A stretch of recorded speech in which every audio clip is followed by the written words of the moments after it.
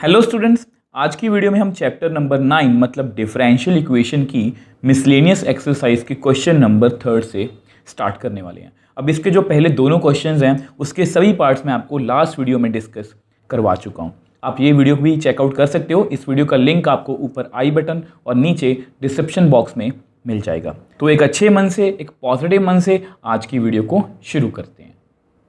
अब देखो question number 3 में हमें क्या बोला गया है। Form the differential equation representing family of curves given by x minus ए का whole square plus 2y square is equal to A square where a is an arbitrary constant. तो अगर आपने डिफरेंशियल इक्वेशन को अच्छे से पढ़ा मेरे से, आपको पता है ये कौन सी कैटेगरी का क्वेश्चन है। ये फॉर्मेशन वाला क्वेश्चन है और ये कौन सी एक्सरसाइज है हमारी। एक्सरसाइज जस्ट आपकी रेफरेंस के लिए बता रहा हूँ, ये एक्चुअल में एक्सरसाइज 9.3 का क्वेश्चन है। एक्सरसाइज 9.3 में सभी क्वेश्चंस ऐसे थे फॉर्मेशन। अब यहाँ पर हमें फॉर्मेशन करनी है और वहाँ पर आपको शायद याद होगा मैंने आपको ये भी बताया था पैराबोला के बारे में, सर्कल के बारे में, एलिप्स के बारे में, क्योंकि यहाँ पर तो हमें इक्वेशन गिवन है। कई बार हमें इक्वेशन गिवन भी नहीं होती। हो सकता है कि आगे जाके इसमें भी ये क्वेश्चन होगा ऐसा कि जहाँ पर सीधा लिखा होगा कि फैमिली ऑफ सर्कल की इक्वेशन फाइंड करनी है, डिफरेंशियल इक्वेशन फाइंड करनी है, या फैमिली ऑफ पैराबोलास की। आप वैसे एक्सरसाइज 9.3 भी चेकआउट कर सकते हो। अब देखो, हमें डिफरेंशियल इक्वेशन की फॉर्मेशन करनी है और फॉर्मेशन के लिए मैंने आपको दो रूल दिए थे। Number of arbitrary constant is equal to number of times we will differentiate given function. मतलब जितने आर्बिट्री कांस्टेंट उसमें होंगे उतनी ही बार उसको हम डिफरेंशिएट करेंगे। ठीक है। दूसरी बात, try to remove any arbitrary constant from differential equation. और डिफरेंशियल इक्वेशन में कोई भी आर्बिट्री कांस्टेंट नहीं रहना चाहिए। तो देखो, सबसे पहले हम क्या करेंगे, अपने फंक्शन को लिख लेते हैं। लेट x माइनस ए का whole square plus 2y square is equal to A square. ठीक है। तो थोड़ा सा इसको सॉल्व कर लेते हैं ताकि हमें पता लगे कि मुझे थोड़ा सॉल्व हो जाए और हमें डिफरेंशिएट करना थोड़ा सा ईजी हो। अब इसका स्क्वायर खोल लेते हैं। आपको पता है इसका स्क्वायर कैसे ही होगा, X square plus A square minus 2x A plus 2y square. ये आइडेंटिटी लगाई है मैंने, ए माइनस बी का whole square, A square plus B square minus 2ab is equal to A square. अगर कोई टर्म कैंसिल आउट हो रही तो कर दो, जैसे यहाँ पर ये वाली जो टर्म है ये कैंसिल आउट हो रही है। ठीक है। तो हमारे पास कितना बच गया, X square minus 2ax plus 2y square is equal to 0। यहाँ पर कितना रह गया, 0। तो हमारे पास ये हमारी डिफरेंशियल इक्वेशन है। तो अब नंबर ऑफ आर्बिटरी कांस्टेंट। तो इसमें कितने कांस्टेंट है, सबसे पहले हम यही चेक करते हैं, नंबर ऑफ आर्बिटरी कांस्टेंट। अब इसमें सिर्फ कौन सा कांस्टेंट है, ए मतलब 1, और कोई भी आर्बिटरी कांस्टेंट नहीं है। और अगर ये इसमें आर्बिटरी कांस्टेंट जो है वो 1 है। अब देखो, मैं यहाँ पर आपको वैसे ही बता रहा हूँ आपकी नॉलेज के लिए। कुछ बच्चे यहाँ से डायरेक्टली क्वेश्चन स्टार्ट कर लेते हैं, वो भी कर सकते हैं। अब उनको लगता है कि ए और ए स्क्वायर डिफरेंट है। मैंने आपको पहले भी बताया था ये ए ही है। ए एक आर्बिट्री कांस्टेंट है तो ए स्क्वायर भी एक आर्बिट्री कांस्टेंट ही होगा। मतलब वो एक ही कांस्टेंट की बात कर रहे हैं, वहाँ पर वो जस्ट स्क्वायर किया गया। तो इसलिए इसको एक ही कांस्टेंट हम कंसिडर करेंगे। दो तभी होंगे जब ए की जगह ए के साथ बी भी होगा या सी भी होगा। ठीक है। तो यहाँ पर आर्बिट्री कांस्टेंट कितना है, एक ही है। तो इतना तो हमें क्लियर है कि इसको हमें एक ही बार डिफरेंशिएट करना है और कांस्टेंट को, आर्बिट्री कांस्टेंट को रिमूव करना है। तो यहाँ मैं लिख लेता हूँ differentiate both sides with respect to x। तो मुझे डेरिवेटिव करना है x की पावर 2 का, मुझे डेरिवेटिव करना है 2ax का, मुझे डेरिवेटिव करना है 2y स्क्वायर का, मुझे डेरिवेटिव करना है 0 का। ठीक है। अब यहाँ पर फिर से वही रूल, पावर पहले आगे आएगी, एक पावर कम होगी, then derivative of function. Function कौन है हमारा, x माइनस। अब 2a कांस्टेंट है, इसको डेरिवेटिव से बाहर लिख लो, मुझे जस्ट डेरिवेटिव करना है x का। 2 डेरिवेटिव कांस्टेंट्स को बाहर लिख लो, मुझे जस्ट डेरिवेटिव करना है y की पावर 2 का। अब 0 एक कांस्टेंट है, उसका डेरिवेटिव कितना होगा, 0 ही होगा। ठीक है। अब आगे चलते हैं। तो विच इम्प्लाइज 2x। अब x का derivative with respect to x 1 minus 2a, x का derivative with respect to x 1 2। अब सेम यहाँ पर 2 लिख लो, पावर पहले आगे आएगी कि पावर कम होगी, देन डेरिवेटिव ऑफ फंक्शन कौन है हमारा, y इज इक्वल टू 0। थोड़ा सा और सॉल्व करते हैं, 2x माइनस 2a, इसको लिख लो प्लस 4y, अब y का derivative with respect to x dy by D x is equal to 0। तो देख लो, इसको डेरिवेटिव तो मैंने मतलब डिफरेंशिएट तो कर लिया, और यहाँ पर हमारा कांस्टेंट बता रहा है कि इसको एक ही बार डेरिवेटिव करना है। अब देखो, अब हमें क्या करना है कि हमें इस डिफरेंशियल इक्वेशन में से किसी भी तरह से इस आर्बिट्री कांस्टेंट को रिमूव करना है। अब वो आर्बिट्री कांस्टेंट हम किसी भी तरह से रिमूव कर सकते हैं, चाहे तो आप यहाँ से 2a या a की वैल्यू निकाल के गिवन में फिल कर दो, चाहे आप गिवन से वैल्यू निकाल के यहाँ पर फिल कर दो। ये कम्प्लीटली आपके ऊपर डिपेंड करता है कि आप इसको किस तरह से सॉल्व करते हो या आप किस तरह से कंफर्टेबल हो। तो मैं ऐसा क्या करने वाला हूँ, मैं इसको नंबर 1 दे देता हूँ, इसको नंबर 2, ठीक है। तो यूजिंग 1, मैं 1 को यूज़ कर रहा हूँ, we get X square minus 2ax plus 2y square. तो मैं ना यहाँ से a की वैल्यू निकाल रहा हूँ, तो x square plus 2y square 2ax, तो विच एम्प्लाइज, अब अच्छी बात है कि अगर हम 2a की वैल्यू निकाल लें, इसको डायरेक्टली यहाँ पर फिल कर देंगे, तो 2a की वैल्यू कितनी आएगी, X square plus 2y square whole divide by x. अब देखो, मैं पहले आपको बता चुका हूँ, ये कम्प्लीटली आपके ऊपर है कि आप इसको किस तरह से सॉल्व करते हो। आप यहाँ से भी a की वैल्यू निकाल सकते थे और यहाँ पर फिल कर सकते थे, तो जिस तरह से आपको कंफर्टेबल है वैसे कर सकते हो। पुट इन 2, तो विच एम्प्लाइज 2x माइनस, अब यहाँ पर कितना आएगा, x square plus 2y square divide by x, 2a की मैंने वैल्यू फिल कर दी, plus 4y dy by D x is equal to 0। अब वैसे देखा जाए तो हमारा आंसर यहाँ पर आ चुका है। हमारी डिफरेंशियल इक्वेशन है ये फर्स्ट ऑर्डर की, क्योंकि फर्स्ट ऑर्डर की ही आनी चाहिए, क्योंकि आर्बिट्री कांस्टेंट 1 था और इसमें कोई भी आर्बिट्री कांस्टेंट भी नहीं है। बट अगर आपको लगता है कि मुझे एनसीईआरटी के आंसर से ही मैच करना है ताकि हमें प्रूव दैट में दिक्कत ना आए, क्योंकि मोस्टली ऐसा ही होता है कि कई बार लिखा होता है क्वेश्चन में कि प्रूव करो कि इसकी डिफरेंशियल इक्वेशन इस फॉर्म में है, तो उसको मैं बोलता हूँ कि प्रूव दैट में दिक्कत ना आए, तो इसको थोड़ा सा हम सॉल्व कर लेते हैं। अब देखो, थोड़ा सा इसको सॉल्व करने की कोशिश करेंगे। ऐसा करो, आप इसका एलसीएम ले लो, तो कितना आएगा, 2x स्क्वायर ब्रैकेट के अंदर X square plus 2y square plus ये x इससे मल्टीप्लाई होगा 4xy dy by D X whole divide by X is equal to 0। ठीक है, अब ऐसा करो, इस x को उधर ले जाके ख़त्म ही कर दो, तो 2x square minus X square minus 2y square plus 4xy dy by D x is equal to 0 into X. तो यहाँ पर कितना आएगा, x square minus 2y square plus 4xy dy by D x is equal to 0 into X 0। तो which employees, अभी मैं answer match नहीं कर रहा, तो देखो ये सब कुछ मैं आंसर को देख के कर रहा हूँ। ठीक है, ऐसा कुछ नहीं है कि आपने याद रखना कि हमें कैसे करना है, मैं जस्ट आंसर को देख रहा हूँ। तो 4xy dy by D x is equal to, इसको उधर ले जाओ तो 2y स्क्वायर प्लस में बन जाएगा, ये उधर जाके माइनस में बन जाएगा।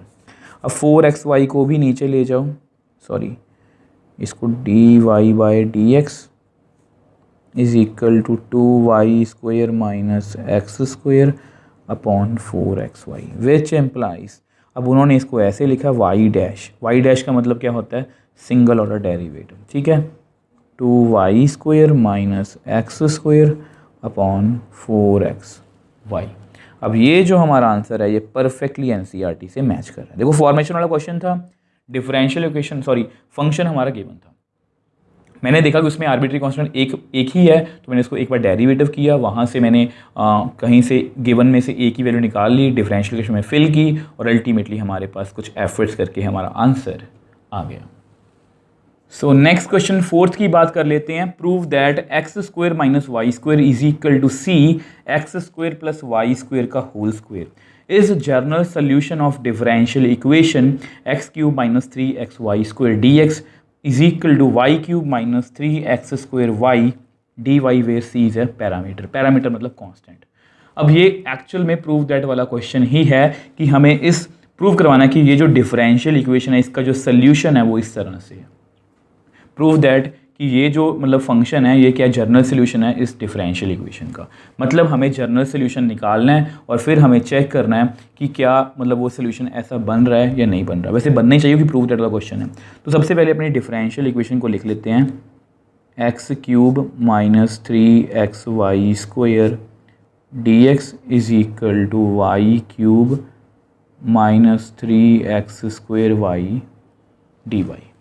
अब आपके सामने आपकी डिफरेंशियल इक्वेशन है, तो सबसे पहला आपका काम क्या होना चाहिए कि क्या ये होमोजीनियस है या नहीं।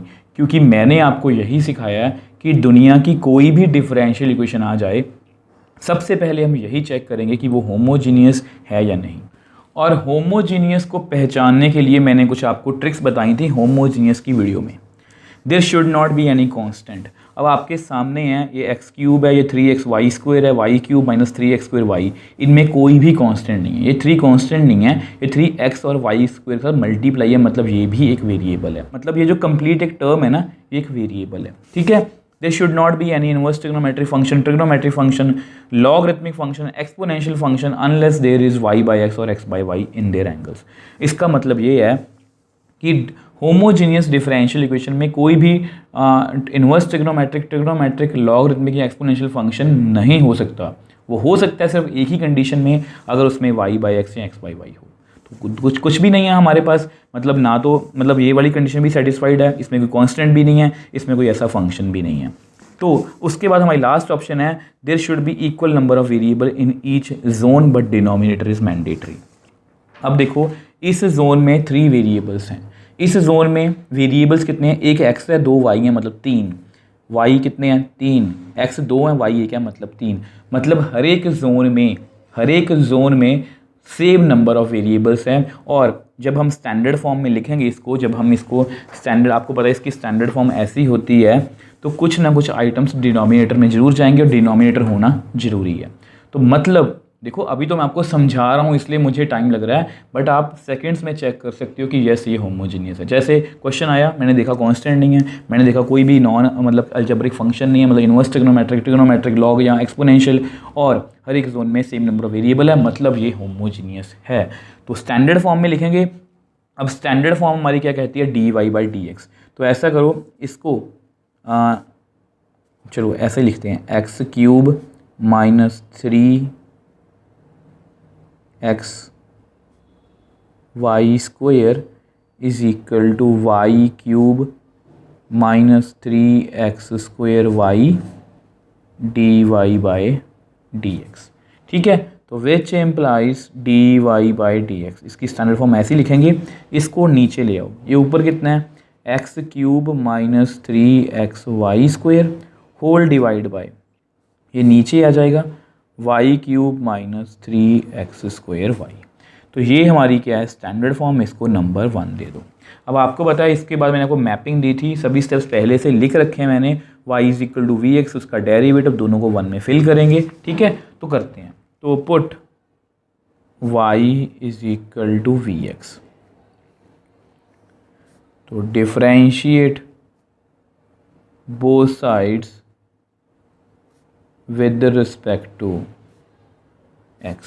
तो मुझे डेरिवेटिव करना है y का, मुझे डेरिवेटिव करना है vx का। अब यहाँ पर फंक्शन पावर कितने 1 छोड़ देंगे, फंक्शन कौन है v और x, 2 फंक्शन है।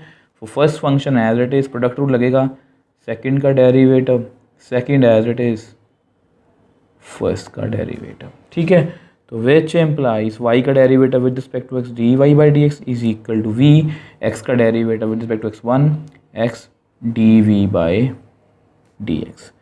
तो ये हमारा dy/dx की वैल्यू भी आ गई। अब हमें क्या करना है, देखो अब इन दोनों वैल्यूज़ को पुट इन 1, ये वाली और ये वाली। अब ऐसा करते हैं, उसको हम नेक्स्ट पेज पे फिल कर लेते हैं। अब देखो इन दोनों वैल्यूज़ को मुझे यहाँ पर फिल करना है, तो करते हैं v + x dv/dx is equal to x cube ऐसे ही लिख लो, माइनस 3 वाई की जगह पर वी एक्स उसका होल स्क्वायर, वाई की जगह पर वी एक्स उसका होल क्यूब है, माइनस 3 एक्स स्क्वायर वाई की जगह पर वी एक्स। थोड़ा सा इसको सॉल्व करते हैं, एक्स क्यूब माइनस 3 एक्स, यहाँ पर कितना आएगा V square x square whole divide by V cube X cube minus 3 x square V X. ठीक है, अब देखो इसके बाद हमारा स्टेप क्या होता है, वो बहुत ज़रूरी है, remove all x from right hand side mandatory. ये जरूरी स्टेप है, सभी एक्स राइट हैंड साइड से रिमूव होने ही चाहिए, सेपरेट वेरिएबल्स एंड इंटीग्रेट। तो करते हैं, तो ध्यान से देखो, v plus x d we by D x is equal to x cube common आ सकता है, अंदर कितना रह गया 1 माइनस, अब एक्स स्क्वायर और एक्स क्यूब बाहर आ गया तो अंदर कितना रह गया 3v स्क्वायर। सेम वे से नीचे से भी एक्स क्यूब कॉमन आना चाहिए, अंदर कितना है वी क्यूब, एक्स स्क्वायर और एक्स क्यूब बाहर तो कितना रह गया माइनस 3v। ठीक है, अब ये आपस में कट हो गए और ये कट होने भी चाहिए थे, अगर ये कट नहीं हो रहे तो हमने कहीं ना कहीं गड़बड़ की है। ठीक है, थोड़ा सा इसको और सॉल्व करने की कोशिश करते हैं। अब इस v को भी आप उधर ले जाओ, तो x D we by D x is equal to 1 minus 3v square V cube minus 3v minus V. तो यहाँ पर कितना आएगा x D we by D x is equal to 1 minus 3v square. अब उसको मल्टीप्लाई हमें करना है, चलो बाद में करते हैं, इकट्ठा ही कर लेंगे। ठीक है, नीचे कितना है v क्यूब माइनस 3v। थोड़ा सा इसको और सॉल्व करते हैं, जितना सॉल्व कर लेंगे अच्छी बात है हमारे लिए। तो 1 minus 3v square minus v की पावर 4 प्लस 3v स्क्वायर। ठीक है, minus minus plus 3v square. अब नीचे से भी ना v को कॉमन ले लो, कितना आएगा v स्क्वायर माइनस 3। ठीक है, तो यहाँ पर ये जो टर्म्स हैं ये तो आपस में कैंसिल आउट होगी, तो अच्छी बात है। तो हमारे पास कितना रह गया x D we by D x is equal to 1 minus we की पावर 4 वी स्क्वायर माइनस 3। ठीक है, अब देखो हमारी जो मैपिंग है होमोजीनियस वाली वो कहती है सेपरेट वेरिएबल्स एंड इंटीग्रेट। तो हमें सेपरेट करना होगा, तो ऐसा करो सभी v वाली टर्म्स को, देखो dv तो उधर नहीं जा सकता, तो v वाली टर्म्स को आप उधर ले जाओ, तो हमारे पास कुछ ऐसा आएगा इज इक्वल टू, अब dx को उधर ले जाओ, ये हमेशा ऊपर आएगा नीचे x। आपको बताया आपकी राइट हैंड साइड में होमोजीनियस वाले क्वेश्चन में हमेशा यहाँ पर क्या होगा dx बाई एक्स, जो ये वाली फॉर्म है। ठीक है, तो इसके बाद हमारा स्टेप क्या होता है, integrate both sides. Integrate both sides, हमें इंटीग्रेशन में थोड़े से एफर्ट्स करने पड़ेंगे यहाँ पर, इंटीग्रेट बोथ साइड्स। ठीक है, तो ऐसा करो, इसको मल्टीप्लाई कर लो एक बार, वी क्यूब, मैं जानबूझ के मल्टीप्लाई कर रहा हूँ क्योंकि मुझे कुछ आपको समझाना है, v cube minus 3v upon 1 minus we की power 4 is equal to d x by x. अब इसकी इंटीग्रेशन तो हमारे लिए बहुत ईजी है, log mod function x plus c. अब यहाँ पर हमें कुछ सोचना पड़ेगा। अब जैसा कि मैंने आपको बताया कि यहाँ पर हमें कुछ सोचना पड़ेगा, तो ऐसा करो, इसको ना एक नंबर दे दो, नंबर 2, नंबर 1 हम दे चुके हैं। ठीक है, इसको अलग से ही सॉल्व करेंगे, ताकि नहीं तो यहाँ पर काफ़ी कॉम्प्लिकेटेड हो जाएगा, तो इसको अलग से सॉल्व करेंगे। Let V cube minus 3v upon 1 minus we की पावर 4 dv। ठीक है, अब देखो आपको पता है कि ये सबसे पहले देखो हमें कुछ नहीं समझ आ रहा कि इसको इंटीग्रेट कैसे करेंगे, बट हमारी मैपिंग है हमारे पास इंटीग्रेशन की, वो कहती है कि ये एक अलजेब्रिक फंक्शन है, क्योंकि यहाँ पर पॉलिनोमियल इन v है, पॉलिनोमियल इन v है। ठीक है, तो इसकी मैक्सिमम, तो अलजेब्रिक फंक्शन में हम क्या चेक करते हैं, डिग्री। अब यहाँ पर डिग्री कितनी है इसकी, न्यूमरेटर की 3, मतलब v की सबसे बड़ी पावर 3 है, यहाँ पर v की सबसे बड़ी पावर 4 है। ऊपर डिग्री छोटी है, नीचे बड़ी है, ऊपर डिग्री छोटी है, नीचे बड़ी है, then we go for derivatives. तो डेरिवेटिव से, तो मैपिंग ने हमें बताया कि डेरिवेटिव से हमारी बात बन सकती है। तो अगर हम डिनोमिनेटर का डेरिवेटिव देखें, 1 माइनस वी की पावर 4 0, इसका कितना आएगा 4v क्यूब। अब v क्यूब ऊपर है और 4 एक कांस्टेंट है, उसको मैं एडजस्ट कर लूँगा, मतलब यहाँ से हमारी बात बन सकती है।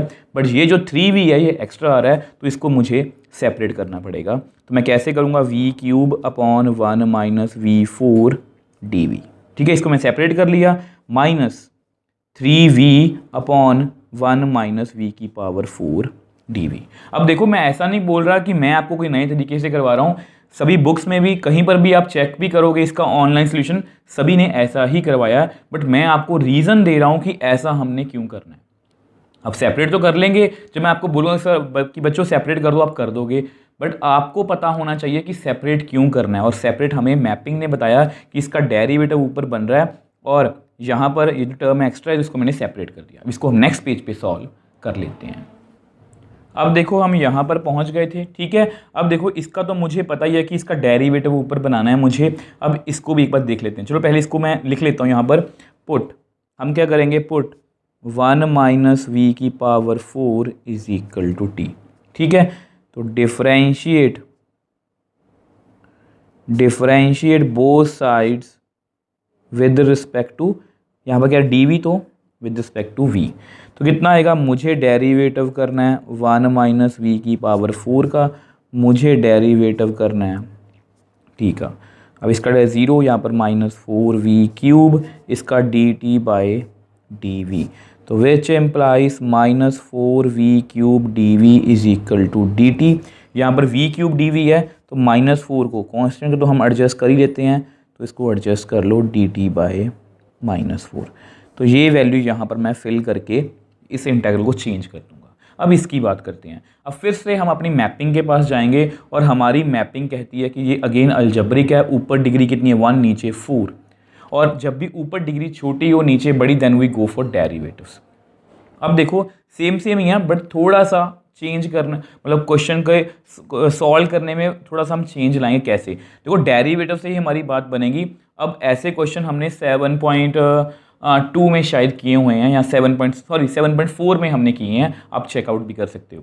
ठीक है, अब देखो 1 माइनस इसका डेरिवेटिव, अब आपको पता है कि v4 का डेरिवेटिव तो 4v क्यूब है, वो तो ऊपर है।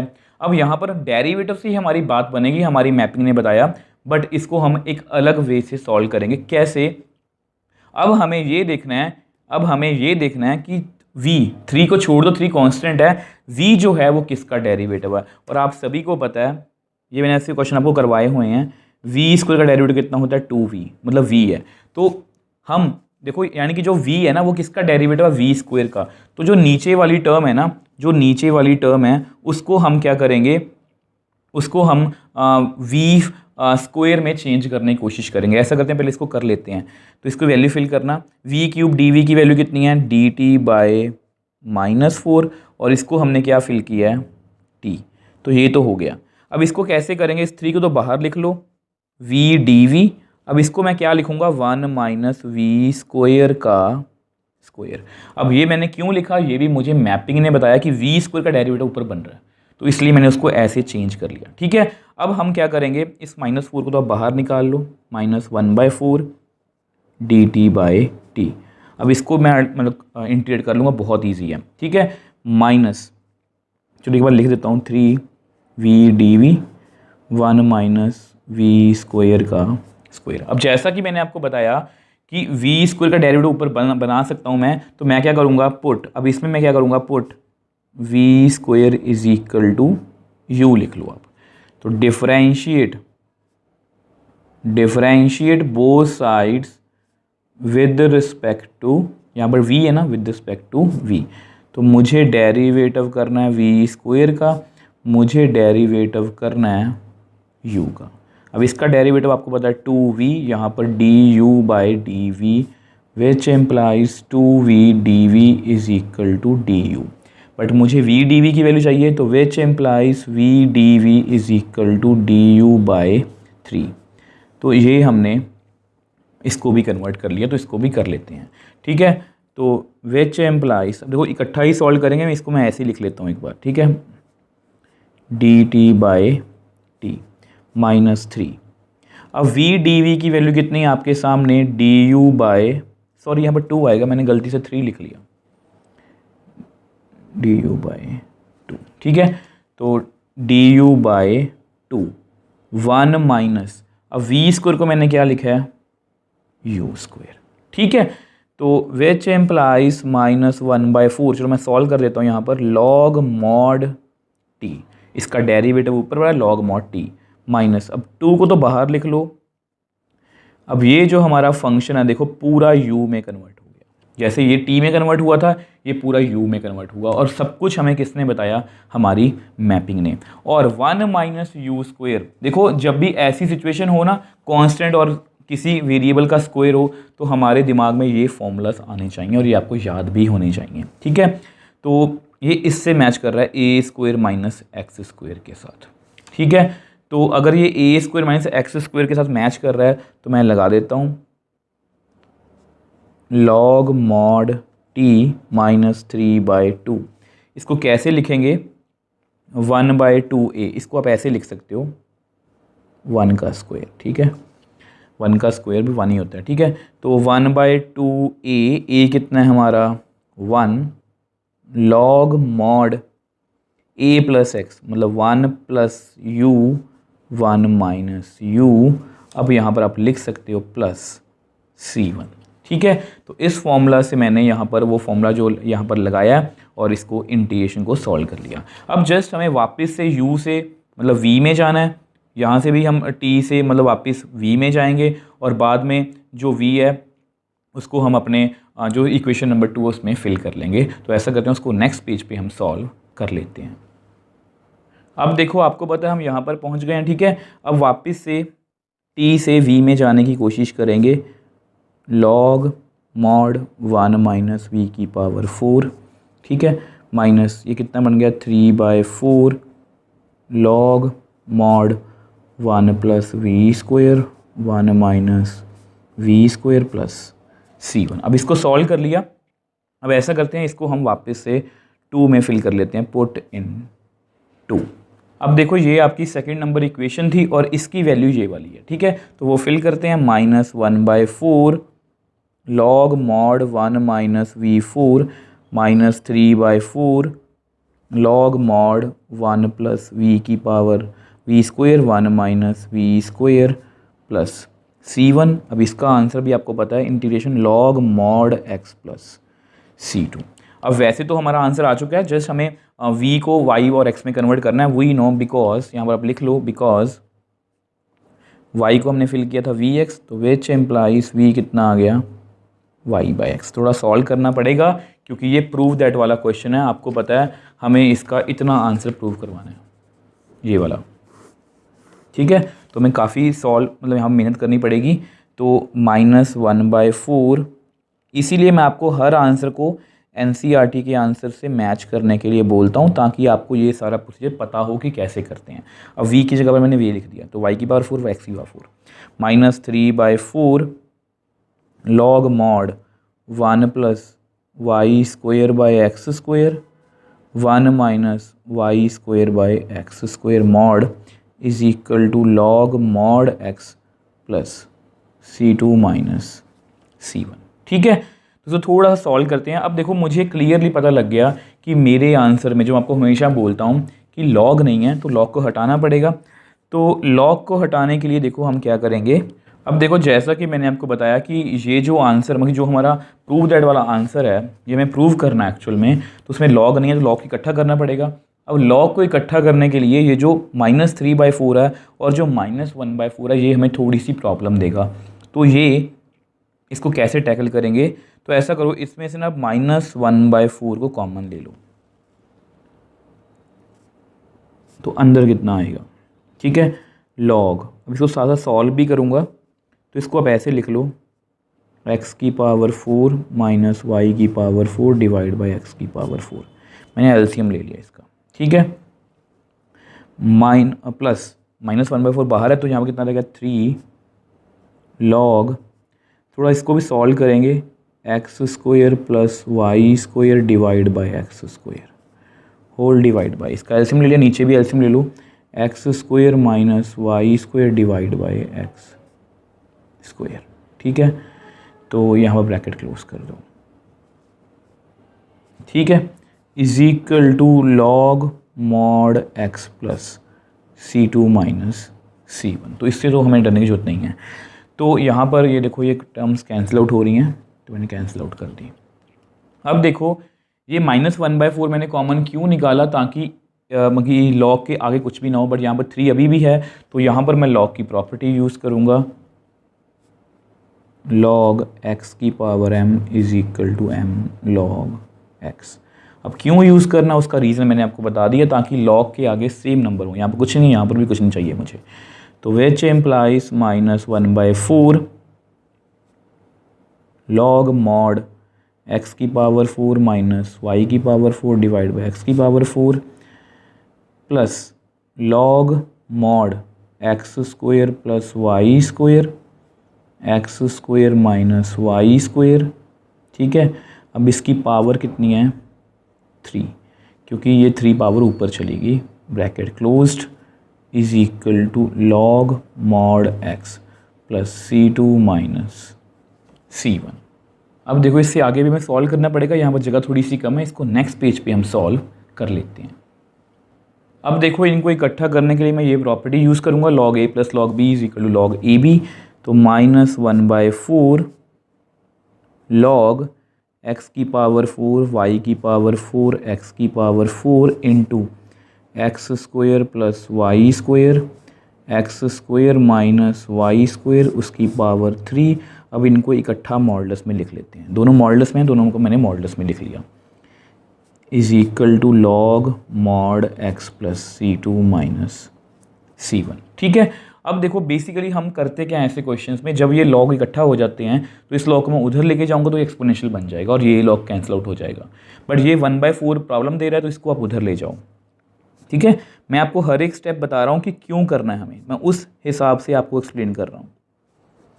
तो यहाँ पर लिख लिए ये x square plus y square divide by x square minus y square की power 3 modulus is equal to, अब -1/4 को उधर लेके जाओगे तो कितना बनेगा, -4 log mod x minus 4 C2 minus C1। अब इससे तो हमें डरने की जरूरत नहीं है, कांस्टेंट ही है।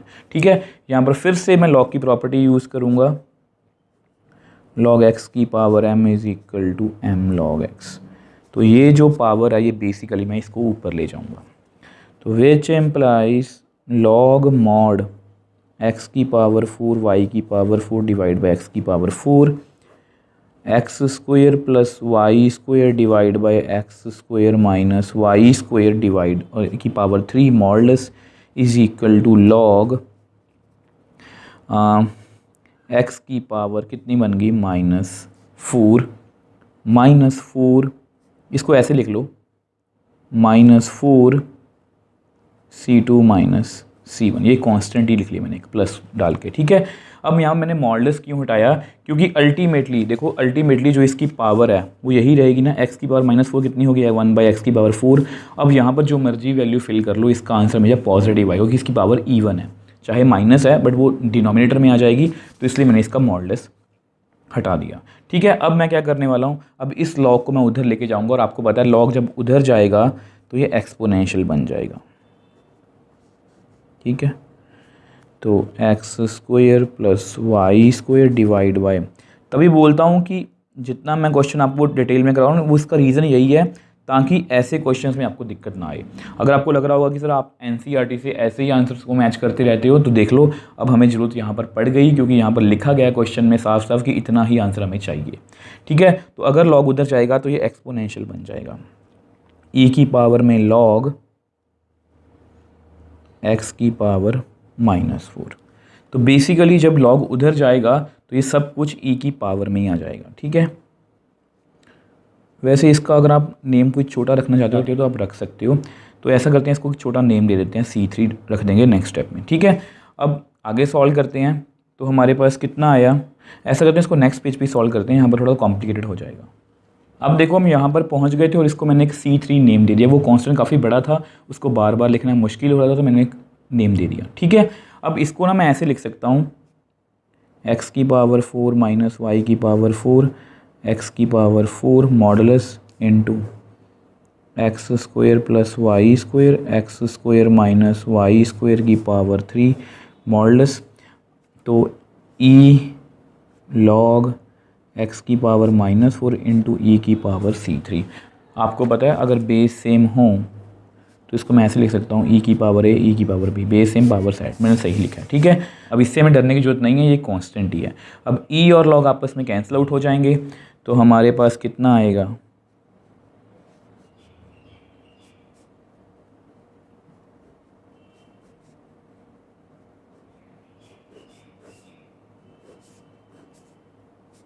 x की पावर -4 e की पावर c3। ठीक है, अब मॉडुलस को हटाना है, मॉडुलस को हटा देते हैं।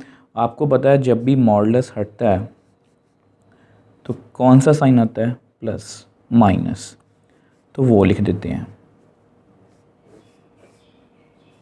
Is equal two plus minus 1/x की पावर 4 लिख लो इसको। ठीक है, e की पावर c3। अब इस प्लस माइनस को ना मैं इसी कांस्टेंट के साथ एडजस्ट कर लूँगा, तो विच एम्प्लाइज, अब यहाँ से भी इसको थोड़ा सॉल्व करने की कोशिश करते हैं।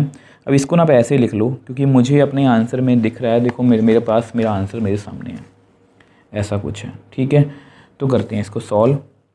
अब इसको ना मैं ऐसे लिख लेता हूँ, एक्स स्क्वायर का स्क्वायर माइनस वाई स्क्वायर का स्क्वायर अपॉन एक्स की power 4, x square plus y square की पावर 3, इसको भी सेपरेट सेपरेट लिख लो, x square minus y square की power 3 is equal to 1/x की पावर 4 प्लस माइनस ई की पावर c3। अब देखो हमारी लास्ट स्टेप्स ही हैं, अब इसको मैं एक नेम देने वाला हूँ। अब यहाँ पर ना एक प्रॉपर्टी एक फॉर्मूला यूज़ करूँगा। आपको पता है ए स्क्वायर माइनस बी स्क्वायर की आइडेंटिटी कितनी होती है, ए माइनस बी ए प्लस बी, तो मैं ये यहाँ पर यूज़ करने वाला हूँ। तो एक्स ए स्क्वायर माइनस बी स्क्वायर, अब कंफ्यूज मत होना, यहाँ पर ए हमारा कितना है, एक्स स्क्वायर, कितना आएगा, x square minus y square x square plus y square. ठीक है, इसको मैंने ऐसे लिख लिया, फॉर्मूला लगा दिया यहाँ पर। तो एक्स की power 4 x square plus y square की power 3 x square minus y square की power 3 is equal to 1/x4 into c. अब मैं सी लिख सकता हूँ, वेयर सी जो है वो प्लस माइनस ई की पावर c3, एक नया कांस्टेंट मैंने नेम दे दिया। ठीक है, अब देखो ये टर्म और ये टर्म आपस में कैंसिल आउट। ठीक है, और यहाँ पर ये वाली टर्म और ये वाली टर्म आपस में कैंसिल आउट, तो हमारे पास कितना रह गया, देखो एक्स स्क्वायर वाई स्क्वायर की पावर 3 यहाँ पर 1 है, तो कितना आएगा, x square plus y square की power 4 divide by x square minus y square का स्क्वायर रह गया यहाँ पर इज इक्वल टू सी। अब देखो हमें जो अपना आंसर बनाना है ना वो ये है, अभी भी हमारा आंसर मैच नहीं कर रहा। ध्यान से देखो, यहाँ पर स्क्वायर नहीं है, यहाँ पर 4 मतलब 2 पावर है, तो मतलब यहाँ पर ऐसा करो, इसको ना एक यहाँ पर C4 लिख लो इसको, क्योंकि अभी हमारी बात नहीं बनी। ठीक है, एक और स्टेप कर लेते हैं, taking square root on both sides.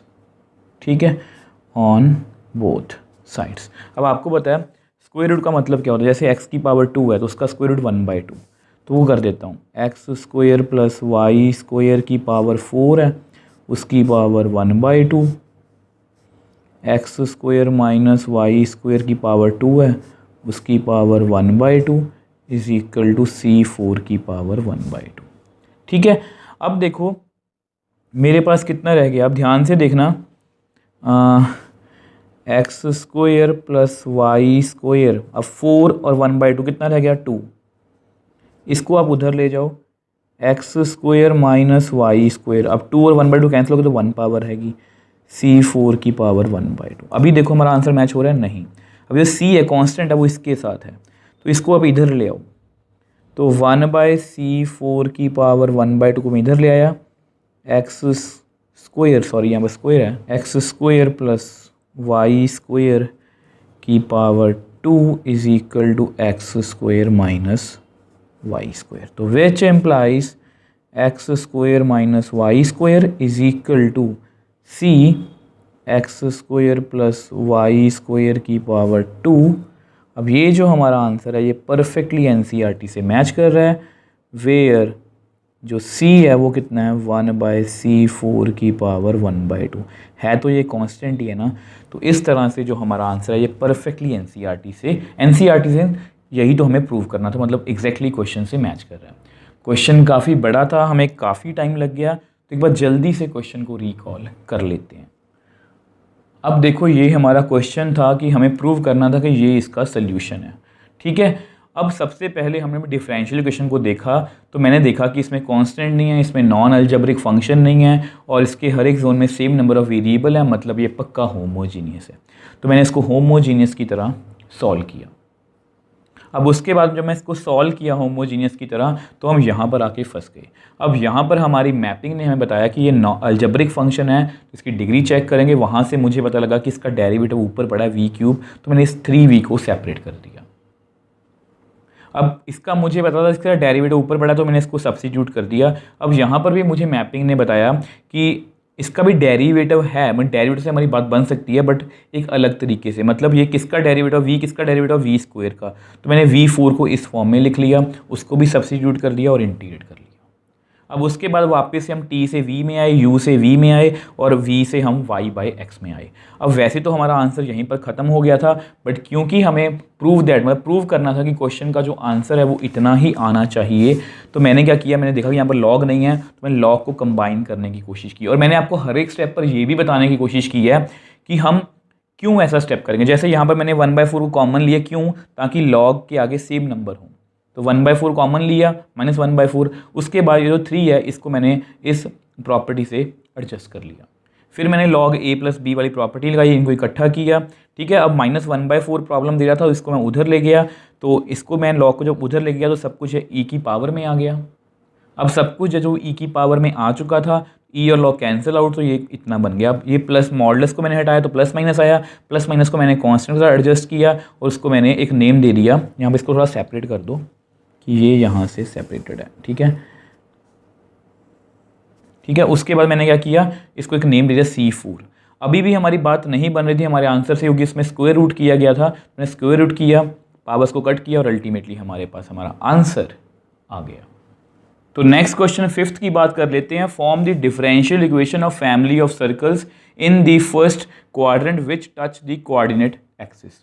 अब ये जो क्वेश्चन है ये भी क्वेश्चन फॉर्मेशन वाला ही है, जैसे हमारा आज की वीडियो का 3rd क्वेश्चन था, बट उसमें डिफरेंस क्या था कि उसमें हमें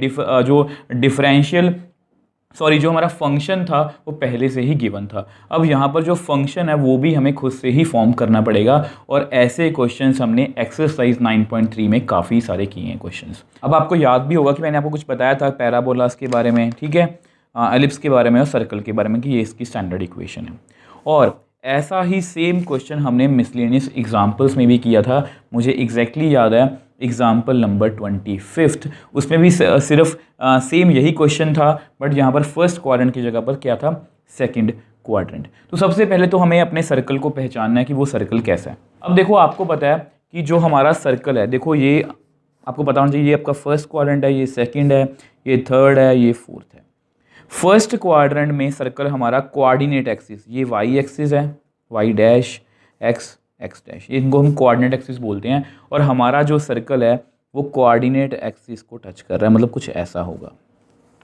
आप थोड़ा बड़ा भी बनाना चाहते हो तो बड़ा भी बना सकते हो, जस्ट आपकी नॉलेज के लिए।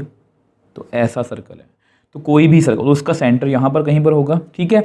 अब आपको पता है अगर यहाँ पर वो टच कर रहा है तो ये जो पॉइंट है एक्स एक्सिस पर, ये कैसा होगा, मान लो ये पॉइंट है a,0। अब इसका y तो श्योरली 0 होगा, x मुझे नहीं पता तो मैंने a लिख लिया। अब सेम वे से ये जो पॉइंट है यहाँ पर इसका x 0 होगा, y मुझे नहीं पता कितना होगा। अब इसको क्या बोलते हैं, रेडियस, इसको क्या बोलते हैं, रेडियस, और ये हमेशा सेम ही होती है, तो यहाँ पर भी कितना आएगा, a ही आएगा। तो यानी कि हमारा जो सेंटर है वो कितना है, a,a। सेम वे से अगर आप इसको नेम देना चाहते हो, अलग नेम दे दो, b,0, 0,b, e,b। तो हमें अपने सर्कल के बारे में थोड़ा सा आइडिया तो हो गया। अब इसका हम एक बार रफ स्केच भी बना के देख लेते हैं। अब देखो ये है हमारा रफ स्केच, और हमारा सर्कल फर्स्ट क्वाड्रेंट में है और वो कोऑर्डिनेट एक्सिस को टच कर रहा है। और आपको पता है कि ये पॉइंट कितना होगा, मैं लिख देता हूँ a,0। एक्स एक्सिस पर कोई भी पॉइंट ऐसा होता है, वाई एक्सिस पर कोई भी पॉइंट ऐसा होता है। अब आपके मन में क्वेश्चन आ सकता है कि दोनों तरफ a क्यों आया, क्योंकि ये वाला डिस्टेंस मतलब और ये वाला डिस्टेंस, ये क्या है, रेडियस, और ये हमेशा क्या होती है, इक्वल। रेडियस तो इक्वल ही आएगी, तो इसका सेंटर कितना आ गया, a,a। आपको पता है यहाँ पर x कितना है a, यहाँ पर y कितना है ए। तो इसका सेंटर कितना आ गया, रेडियस मतलब सेंटर कितना आ गया ए कॉमा ए। तो यहाँ मैं लिख देता हूँ since family of circles touch coordinate axis in first quadrant, ठीक है। तो since family circle touch coordinate axis in the first quadrant, therefore centre कितना आएगा ए कॉमा ए, और रेडियस आपके सामने है वो भी कितनी है ए। और मैंने आपको बताया था कि आपको हर एक जो भी कर्व होती है उसकी स्टैंडर्ड फॉर्म पता होनी चाहिए। तो ये हमारी स्टैंडर्ड फॉर्म है, एच और के क्या सेंटर, आर क्या है रेडियस। तो लिख लेते हैं नाउ इक्वेशन ऑफ सर्कल, ठीक है, एक्स माइनस ए का whole square plus y minus ए का whole square is equal to r square मतलब ए स्क्वायर। तो थोड़ा सा इसको सॉल्व करते हैं। यहाँ पर आइडेंटिटी यूज़ करने वाला हूँ, x square plus A square minus 2ax, a square plus B square minus 2ab। Same यहाँ पर a square plus B square minus 2ab is equal to A square. अब क्लियरली यहाँ पर a square plus A square cancel out, तो हमारे पास कितना रहेगा, इसको थोड़ा तरीके से लिखते हैं, x square plus y square minus 2ax minus 2ay। अब यहाँ पर plus A square is equal to 0। अब इससे ज़्यादा इसको मैं सॉल्व नहीं कर सकता। अब हमारे पास हमारा फंक्शन आ चुका है, अब हमें फॉर्मेशन करनी है। अब फॉर्मेशन के लिए क्या होता है कि जितने आर्बिट्री कांस्टेंट है उतनी ही बार उसको हमें डिफरेंशिएट करना है, और लास्ट में जो भी आर्बिट्री कांस्टेंट आपकी डिफरेंशियल इक्वेशन में उसको आपने किसी भी तरीके से रिमूव करना है। तो यही हमारे 2 स्टेप्स होने वाले हैं। तो सबसे पहले यहाँ पर हम लिख लेते हैं नंबर ऑफ आर्बिट्री कांस्टेंट्स, ठीक है। तो नंबर ऑफ आर्बिट्री कांस्टेंट्स तो कितने हैं देखते हैं हम। अब देखो ए स्क्वायर, कुछ बच्चे लिखते हैं 3, ये गलत है, एक ही कांस्टेंट है। देखो सबका नाम ए ही है ना, तो यहाँ पर ए 2 से मल्टीप्लाई हुआ है, यहाँ पर ए 2 से मल्टीप्लाई, यहाँ पर ए का स्क्वायर है, बट ये है तो एक ही कांस्टेंट ना, एक ही आर्बिट्री कांस्टेंट है। तो नंबर ऑफ आर्बिट्री कांस्टेंट कितने हैं 1। तो x square plus y square minus 2ax minus 2ay plus A square is equal to 0। तो differentiate both sides with the respect to x। तो मुझे बेसिकली डेरिवेटिव करना है x की पावर 2 का, मुझे डेरिवेटिव करना है y की पावर 2 का, मुझे डेरिवेटिव करना है 2ax का, मुझे डेरिवेटिव करना है 2ay का, मुझे डेरिवेटिव करना है ए स्क्वायर का, मुझे डेरिवेटिव करना है 0 का, ठीक है। तो इसको हमें डिफरेंशिएट करना है। अब इसको हम नेक्स्ट पेज पे सॉल्व कर लेते हैं। अब देखो इसका डेरिवेटिव पावर आगे आएगी, एक पावर कम होगी, देन डेरिवेटिव ऑफ फंक्शन कौन है x, पावर आगे आएगी, एक पावर कम होगी, देन डेरिवेटिव ऑफ फंक्शन। इस तरह से आपसे कभी भी कोई मिस्टेक नहीं हो सकती। 2a कांस्टेंट है, इसको बाहर लिख लो, मुझे डेरिवेटिव करना है x का। 2a बाहर लिख लो, कांस्टेंट है, मुझे डेरिवेटिव करना है y का। अब a स्क्वायर एक कांस्टेंट, इसका डेरिवेटिव 0 एक कांस्टेंट, उसका डेरिवेटिव कितना आएगा 0।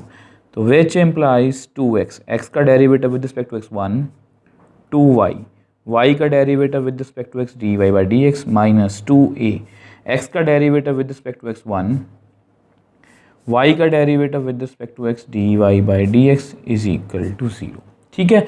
अब देखो हमने डिफरेंशिएट तो कर लिया। अब जैसा कि मैंने आपको बताया था, इसको हम एक ही बार डेरिवेटिव कर सकते हैं क्योंकि इसमें एक ही आर्बिट्री कांस्टेंट है, बट हमारी डिफरेंशियल इक्वेशन में अभी भी आर्बिट्री कांस्टेंट है। तो इसको थोड़ा सा सेपरेट आउट करने की कोशिश करते हैं। ऐसा करो आप ना 2a वाली टर्म्स को ना आप सेपरेट कर लो, जैसे इसको आप उधर ले जाओ तो यहाँ पर कितना रहेगा 2x plus 2y dy by dx is equal to 2a plus 2a dy by dx। अब यहाँ से ना आप ऐसा करो 2 को कॉमन ले लो, x plus y d y by D x, यहाँ से भी 2 को कॉमन ले लो, a plus a d y by D x. अब क्लियरली ये 2 और 2 आपस में कैंसिल हो रही है, बिल्कुल एग्जाम्पल 25 के जैसा, उसमें भी हमने सेम स्टेप्स फॉलो किए थे। ठीक है, तो यहाँ से ना आप a को कॉमन ले लो, 1 plus d y by D x is equal to x plus y d y by D x. तो बेसिकली मैं क्या करना चाह रहा हूँ, मैं यहाँ से a की वैल्यू को निकाल रहा हूँ। ठीक है, तो किसी भी तरह से मुझे कांस्टेंट को रिमूव करना होता है, तो मैं यहाँ से ना मतलब कि a की वैल्यू को निकाल रहा हूँ। अब आपको पता है कि यहाँ पर जो हमारी a की वैल्यू वो इतनी आई है। अब मैं क्या करूँगा, हमारे पास एक ही ऑप्शन है गिवन। अब जो गिवन हमारा मतलब फंक्शन था उसमें हम इस वैल्यू को फिल कर लेंगे। अब ऐसा करते हैं, यहाँ पर थोड़ा सा मतलब कि ये जो टर्म्स हम फिल करेंगे, क्योंकि मुझे पता है कि इसका आंसर कॉम्प्लिकेटेड बनेगा, तो मैं क्या करने वाला हूँ, इसको ऐसे लिखने वाला हूँ, a is equal to x plus y y dash. हमने एग्जाम्पल में भी ऐसा किया था, y dash, where y dash is equal to d y by D x. ये आप सभी को वैसे पता ही है। ठीक है, तो अब मैं क्या करने वाला हूँ, पुट इन गिवन फंक्शन। ठीक है, तो मैं इसको गिवन फंक्शन जो हमारे स्टार्टिंग में फंक्शन था उसमें मैं इस वैल्यू को फिल करने वाला हूँ। अब देखो ये आपका गिवन फंक्शन था और इसको मैंने यहाँ पर फिल करना है। ठीक है, तो x minus x plus y y dash 1 plus y dash का whole square plus y minus x plus y y dash. Basically हमें a को रिमूव ही करना होता है ना, तो मैं वही कर रहा हूँ। अब आप कुछ बच्चे सोच सकते हैं कि सर आपने यहाँ से a की वैल्यू क्यों नहीं निकाली और उसको डिफरेंशियल इक्वेशन में फिल कर रहे हैं। देखो यहाँ से a की वैल्यू निकालनी थोड़ी सी मुश्किल है, क्योंकि काफ़ी नंबर ऑफ़ टर्म्स हैं, a काफ़ी जगह पर है, तो सभी जगह से a को रिमूव करना थोड़ा सा मुश्किल था, मैंने यहाँ से निकाल लिया। ठीक है, वैसे ये कम्प्लीटली आपकी मर्जी, जैसे आप मर्जी इसको सॉल्व कर सकते हो, जिस तरह से आपको ईजी लगता है। अब देखो वैसे तो अपना आंसर मैं यहाँ पर छोड़ सकता हूँ, बिल्कुल एक्यूरेट है, बट अगर फिर से हमें एनसीईआरटी के आंसर से इसको मैच करना है ताकि हमें प्रूफ दैट में दिक्कत ना है, जिस तरह से लास्ट क्वेश्चन था, तो मैंने इसका आंसर लिख के रखा आपके सामने, जस्ट आपके सामने। ठीक है, अब आप हमेशा ना इस आंसर पर ध्यान रखना। तो ऐसा करते हैं, अभी हमारा आंसर मैच नहीं कर रहा, इसको सॉल्व करते हैं थोड़ा सा। इसको एलसीएम ले लो, इसको एक्स से मल्टीप्लाई करेंगे, कितना है x plus x y dash minus x minus y y dash. इस माइनस को मैं अंदर ले गया और इसको मैंने क्रॉस मल्टीप्लाई कर दिया। नीचे कितना है 1 प्लस वाई डैश और इसका क्या है होल स्क्वायर प्लस सेम यहाँ पर y 1 y plus y y dash, minus को अंदर ले जाओ, minus x minus y y dash whole divide by 1 plus y dash उसका whole square is equal to x plus y y dash. इसको अलग अलग लिख लो। ठीक है, मुझे पता है कि मुझे क्या करना है। चलो अब देखो यहाँ पर कुछ टर्म्स कैंसिल आउट हो रही हैं, जैसे x और minus x, y dash y y dash. ठीक है, ये भी कैंसिल आउट हो गया। तो हमारे पास कितना रह गया x y dash minus y y dash. इसको अलग से स्क्वायर लिख दो, 1 प्लस वाई डैश का स्क्वायर इसको अलग से लिख दो, प्लस यहाँ पर कितना रह गया y माइनस एक्स का स्क्वायर 1 प्लस वाई डैश का square is equal to x plus y y dash का whole square plus 1 plus y dash का होल स्क्वायर। अब यहाँ पर आप एलसीएम ले सकते हो, तो यहाँ से साथ में ना आप एक्स को सॉरी वाई डैश को कॉमन ले लो, क्योंकि मुझे पता है कि हमारे क्वेश्चन में ऐसी टर्म्स हैं। तो y डैश कॉमन ले लिया, अंदर कितना आएगा x माइनस वाई। अब इसका क्या है स्क्वायर प्लस, अब इसमें से माइनस को कॉमन ले रहा हूँ मैं, क्योंकि मेरे क्वेश्चन में ना देखो x माइनस वाई है, तो यहाँ पर मैं x माइनस वाई ही बनाने की कोशिश कर रहा हूँ। तो माइनस एक्स प्लस वाई मैंने बिल्कुल सही लिखा है। अब इसका मैंने सारे का ले लिया एलसीएम, वो सेम ही है।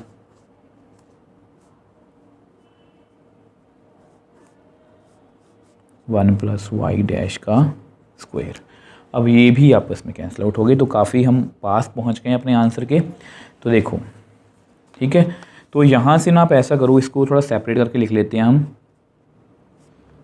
वाई डैश का स्क्वायर एक्स माइनस वाई का स्क्वायर, माइनस का स्क्वायर प्लस ही होता है तो इसको लिख लो एक्स माइनस वाई का square is equal to x plus y y dash का स्क्वायर। ठीक है, अब देखो x plus y y dash का स्क्वायर मुझे चाहिए, तो इसमें तो मुझे कोई चेंज नहीं करना, यहाँ पर चेंज करना है। इन दोनों में से ये वाली टर्म जो है वो कॉमन आ रही है, तो मैं कॉमन ले रहा हूँ। तो x माइनस वाई का स्क्वायर मैंने कॉमन ले लिया, अंदर कितना आया y डैश का स्क्वायर, ये बाहर है, ये बाहर प्लस ये बाहर है, तो यहाँ पर 1। अब मुझे अपना आंसर एग्जैक्टली दिख रहा है, तो which implies x plus y y dash का square is equal to x minus y का whole square 1 plus y dash का स्क्वायर ब्रैकेट क्लोज्ड। अब ये जो हमारा आंसर है ये परफेक्टली एनसीईआरटी से मैच कर रहा है। अब देखो स्टूडेंट्स, नया कुछ भी नहीं था इस क्वेश्चन में, जस्ट क्वेश्चन थोड़ा लेंथी था। क्वेश्चन में बोला गया कि फैमिली ऑफ सर्कल की डिफरेंशियल इक्वेशन फॉर्म करो जो फर्स्ट क्वाड्रेंट में कोऑर्डिनेट एक्सिस को टच कर रही है। तो आपको पता है इसकी इक्वेशन मैंने आपको लिख के बता दी थी। तो सेंटर इसका a, है, तो इसकी जो इक्वेशन थी वो हमारे पास कुछ ऐसी थी। थोड़ा सॉल्व किया तो मुझे पता लगा कि इसमें आर्बिट्री कांस्टेंट एक ही है, चाहे a को मैं कितनी बार लिख लूँ वो रहेगा एक ही आर्बिट्री कांस्टेंट। तो मैंने एक बार डेरिवेटिव किया और वहाँ से मैंने a की वैल्यू निकाल ली, ये वाली, उसको वापस से फिल किया। अब ये जो भी एफर्ट्स किए हैं वो आंसर को मैच करने के लिए किए ताकि हमें प्रूफ दैट में दिक्कत ना आए। अगर आप इस तरह से क्वेश्चंस को सॉल्व करोगे तो आपको कोई भी दिक्कत नहीं आने वाली। मुझे भी पता है क्वेश्चन लेंथी हैं, क्वेश्चन थोड़े से मतलब लेंथ में काफ़ी, जैसे लास्ट जो क्वेश्चन था वो काफ़ी लेंथी था, बट उससे देखो उससे हमारी जो हिम्मत है वो टूटनी नहीं चाहिए।